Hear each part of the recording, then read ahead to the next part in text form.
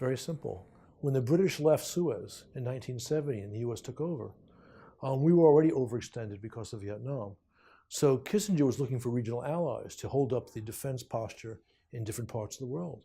And he labeled Iran under the Shah in the early 70s as just such a pillar.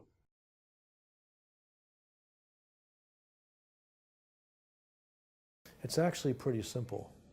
Unfortunately, this is a triangle where Russia and Iran form the closer sides, and they're both more distant from the United States. Iran remains, since the Khomeini revolution in '79, largely, if not entirely, opposed to US presence in the region. And Russia, under Putin, especially the last 10 years, has taken a markedly anti-American course. And this gives them reasons to cooperate. The most important issue on the international agenda concerning Iran was the nuclear deal. And Russia was in an interesting position. It did not want to punish Iran too much for not following the wishes of the international community, but it did not want to be isolated with China alone if the Europeans were moving with the United States. So Russia played a role as partial enabler of Iran, but also partial enforcer in the Iranian nuclear deal that was achieved a year and a half ago.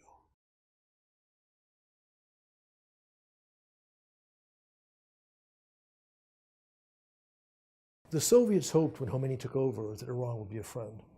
But Khomeini didn't like the United States. We were the great Satan. But the Soviet Union and the atheists were the lesser Satan. And that ideological antipathy towards the Soviet Union was reinforced for geopolitical reasons. One, because the Soviets had invaded Afghanistan or were on Iran's eastern flank. The other, they were good pals with Saddam Hussein in Iraq. So they were on the western flank as well.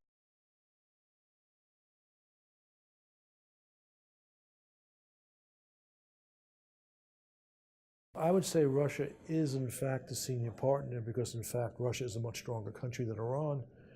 And before the Russians doubled down with their intervention in September of 15, the Iranian-backed Syrian regime was losing. And as it turns out, at this point, Russian air power, substantial air power, made the difference.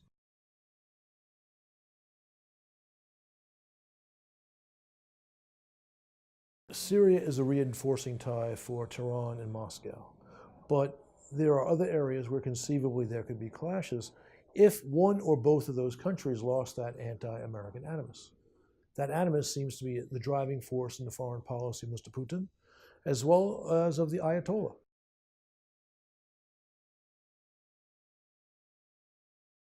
I wouldn't rule out change in either place if we think in terms of a generation. You have a really fascinating fact that the people of Iran, on balance, are well disposed towards the United States. And you had the quote-unquote green period in Iran in 2009. I wouldn't predict tomorrow the fall of the Ayatollahs, but I'd be very surprised if 20 years from now they're in power.